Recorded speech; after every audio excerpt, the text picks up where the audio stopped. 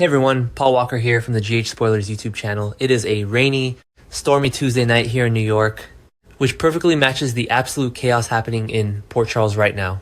Tonight we are breaking down the explosive Wednesday, May 27 episode.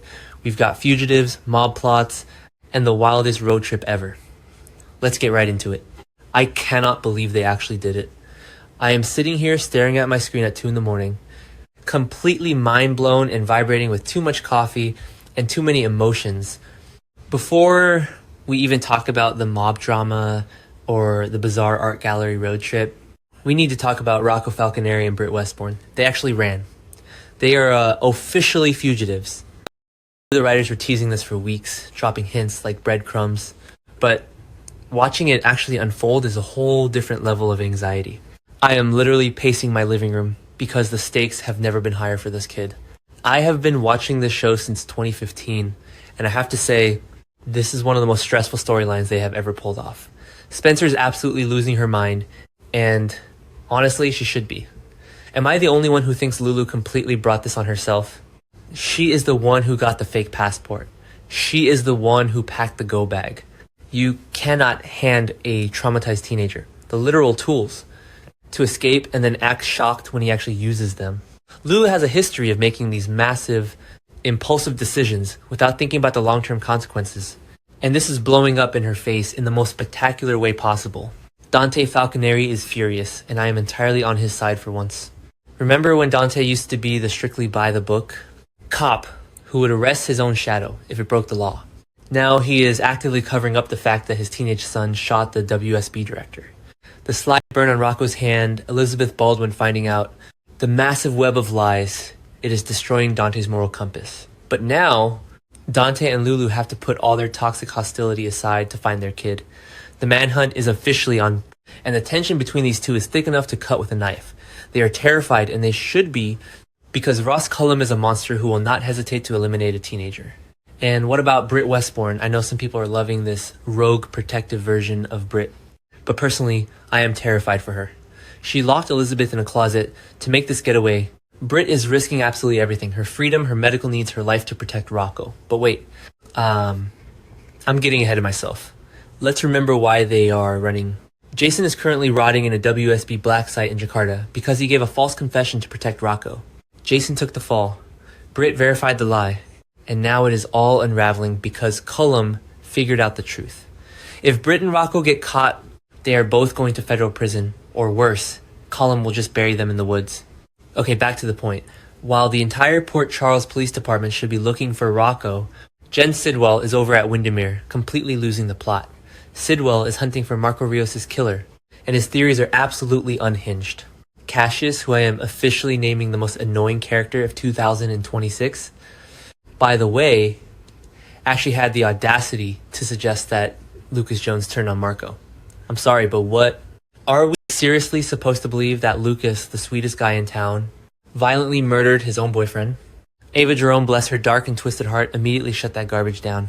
Ava might be a lot of things, a former mob boss, a manipulator, a woman who has survived more near-death experiences than a cat, but she knows Lucas. She told Sidwell straight to his face that Lucas would never do something so heinous. Ava standing up for Lucas was a moment I didn't know I needed, but I was cheering at my screen. The absolute irony of this entire situation is just screaming at me. Jen Sidwell is tearing the island apart, looking for a killer, putting everyone on edge. And the guy who actually did it is Ross Cullum. Cullum is literally Sidwell's ally, and Sidwell is completely blind to it. I cannot wait for the moment Sidwell realizes he has been sleeping with the enemy.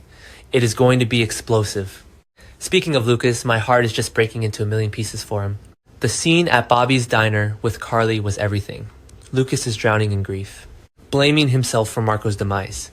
He thinks that if he hadn't brought Marco into this mess, Marco would still be alive. Marco proved himself to Lucas and he lost his life for it. It is tragic, and the writers are really twisting the knife with this one. But Carly is going full mama bear, and I am entirely here for it. Carly lent a sympathetic ear, which is rare for her unless you are blood, but she considers Lucas family. She explicitly told Lucas that Marco's death is not his fault, and then she delivered the warning of the century. Carly is practically begging Lucas to pack his bags and get out of Windermere. She spelled out exactly how afraid she is for him. Windermere is literally a cursed castle. Remember when they tried to make Windermere a safe haven back in the day? Yeah, it didn't work then either. People fall off parapets, get locked in catacombs, and get murdered in the living room. Living with a ruthless villain like Jen Sidwell is a death sentence, and Carly knows it. I just hope Lucas actually listens to her before he ends up in a body bag next to Marco. While Carly is giving life-saving advice, Sonny Corinthos and Laura Collins are having the most surreal strategy session I have ever witnessed. I mean, think about this dynamic. You have the mayor of Port Charles sitting down with the local mob boss to plot the downfall of a mutual enemy. It is wild. Sonny is finally stepping up to the plate. Based on the intel that Britt provided before she went on the run, Sonny knows that Sidwell killed Professor Hank Dalton, and that Pascal the butler helped cover it up. Sonny wants to blackmail Pascal to betray Sidwell. Pascal, that smarmy, lurking butler who has been hovering in the background of every Windermere scene looking like he knows all the secrets. I am so ready for Sonny to go full mob boss on Pascal. It is about time someone put the fear of God into Sidwell's inner circle. Laura is desperate to protect her family. She already sent Kevin and Ace away to keep them safe, so she is actually entertaining Sonny's dark methods. When the mayor signs off on mob blackmail, you know the situation has reached a critical boiling point. I am predicting right now that Pascal is going to fold like a cheap suit the second Sonny threatens him. Now, can we please talk about the most bizarre, iconic, and hilarious duo the writers have ever forced together? Alexis Davis and Ava Jerome are going on a road trip to Manhattan. Let that sink in, Alexis and Ava.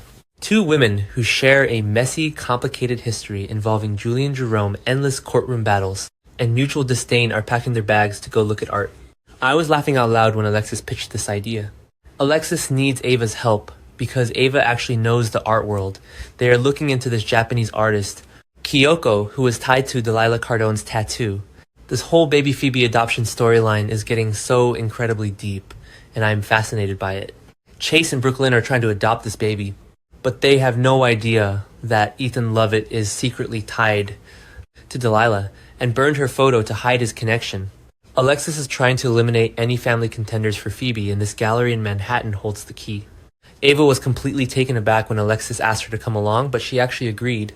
I can only imagine the conversations that are going to happen in the car ride to New York. The snark, the passive-aggressive comments, the shared trauma, it is going to be television gold. And the best part, Christina Corinthos Davis and Molly Lansing Davis are going to have so many questions. Imagine your mother, a former high-profile attorney, telling you she is taking a weekend trip with the woman who used to run the Jerome crime family. Christina is going to flip out, and Molly is probably going to try to psychoanalyze the whole thing. It brings some much-needed levity to a show that is currently drowning in murder and kidnapping plots. Finally, we have Harrison Chase and Detective Joe Fitzpatrick carrying out their own investigation at the PCPD. I need to vent about Joe Fitzpatrick for a second. I do not trust this guy. He showed up out of nowhere, looking like a perfectly normal by-the-book cop. But this is Port Charles. Nobody is just a normal cop. Joe immediately made waves by arresting Curtis Ashford for punching Isaiah Gannon, and he has been side-eyeing Dante's every move. Now Joe and Chase are working a lead together. Chase is a literal Boy Scout. He always wants to do the right thing.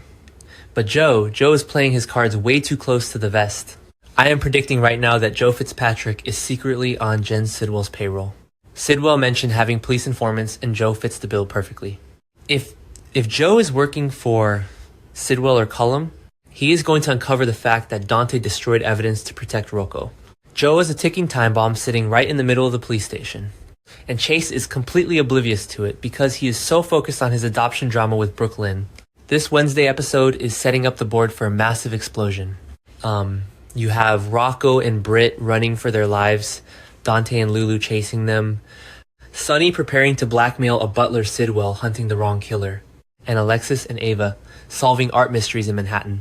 The writers are weaving all these threads together, and I am here for every single second of it. I know some people are complaining about the pacing, but personally I think this slow burn is exactly what we needed to make the payoff hit harder.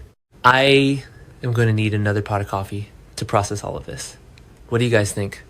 Is Joe Fitzpatrick a dirty cop? Will Sonny actually get Pascal to flip? And seriously, how far do you think Britt and Rocco are going to get before Cullum tracks them down? Let me know in the comments below because I need to talk about this with people who actually get it. Until next time, keep watching, keep theorizing, and stay safe out there in Port Charles.